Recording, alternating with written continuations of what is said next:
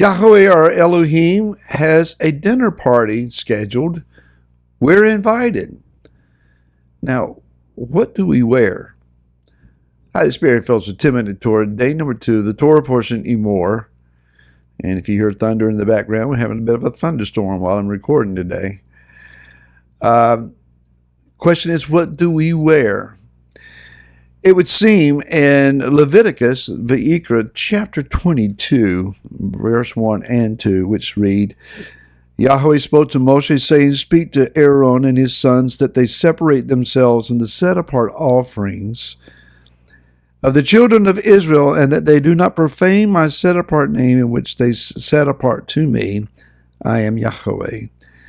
Say to them, any man of all your offspring throughout your generations who draws near the set-apart offerings which the children of Israel set apart to Yahweh, while he has uncleanness upon him, that being shall be cut off from before me. I am Yahweh.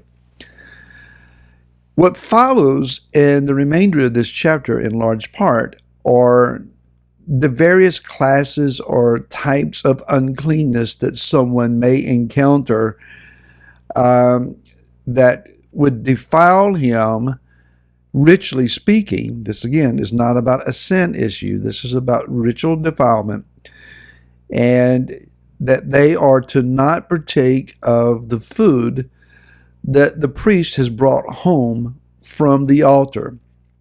Now, the point is this. Whatever a man labors in, that is what he eats from. Yah told Adam in the garden in chapter 3 of Bereshit or Genesis that out of the sweat of his brow that he was to bring food out of the ground. Adam worked the ground. He tended the garden. From the garden, then, he was allowed to eat. Noah labored among the animals. That's where his work was. And so after he had spent a year laboring among animals, Yah gave him from the animals the permission to eat meat. Likewise, a shepherd who tends the sheep, from the sheep he is allowed to eat. A pastor or a minister, from the word that they labor in, from that word they are allowed to receive funds and support so that they also may eat. The same principle applies here. The priest served the altar. Therefore, from the altar at which they labored in behalf of Yah, they were allowed to receive food, meat in particular. And so Yah says here that according to his heart, you can take the meat home, you can share it with your family. However, whoever comes to that table must be ritually clean. If they are covered in sickness, if they have an issue of some sort from their body, if they are as a woman, she's in the midst of her cycle, etc., they are considered ritually unclean, and therefore they may not partake.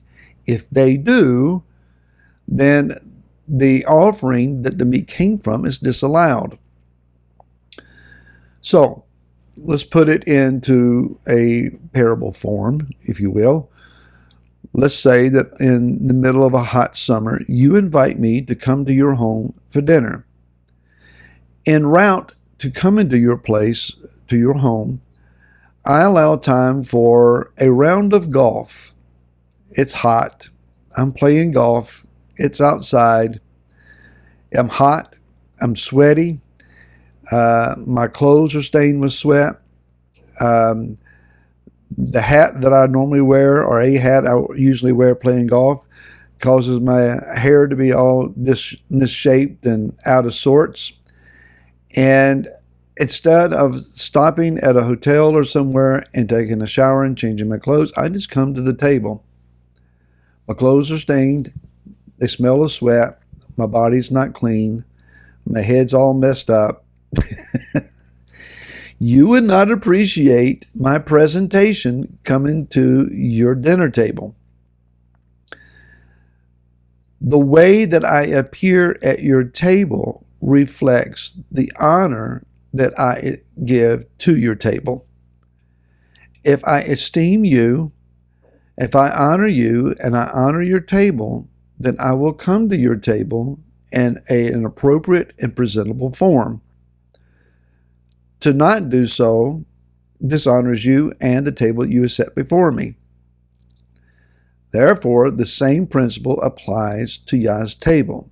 Where is his table? Normally we think, well, we come to him in the heavenlies and there's this grand, long table filled with golden plates and goblets and a sparkling white tablecloth, and we're seated in royal chairs with messengers and dazzling white attending and serving the food at the table, and our king at the end of the table in glorious light. Maybe that's an imaginative understanding of his table. I get that picture. But more literally, the table of Yah is the altar of sacrifice. When the Kohanim, the priesthood, approached the altar and laid meat on it, the aroma of the fat burning and the meat being consumed, Yah says, to me, that is a very pleasing aroma. And it's not the physical smell sensations that he's speaking of, but rather the heart that is behind what is being presented and the actions of adherence to protocols and obedience from the Kohanim, from the priesthood. These things are pleasing to him. He is accepting of them. That acceptance requires that what happens after the initial offering, those things also speak of honor to the altar. The priest, then, who receives a portion of the meat from that altar and brings it home, the care that he gives it, the honor that he shows it, the manner in which it is consumed, the time frame that it is consumed, all speak not just of the honor of his own home, his family, and his table, but of the honor that he offers toward our King. Now, in the book of Matthew, chapter number 22, it says in a parable form about a sovereign who is giving a wedding feast. And when the initial guests do not come in chapter 22 of Matthew, verse 9, he says, "Therefore go into the street corners, and as many as you find, invite to the wedding feast."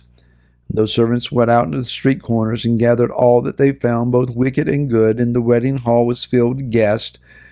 And when the sovereign came in to view the guests, he saw that there was a man who had not put on a wedding garment. And he said to him, "Friend, how did you come in here not having a wedding garment?" And the man was speechless.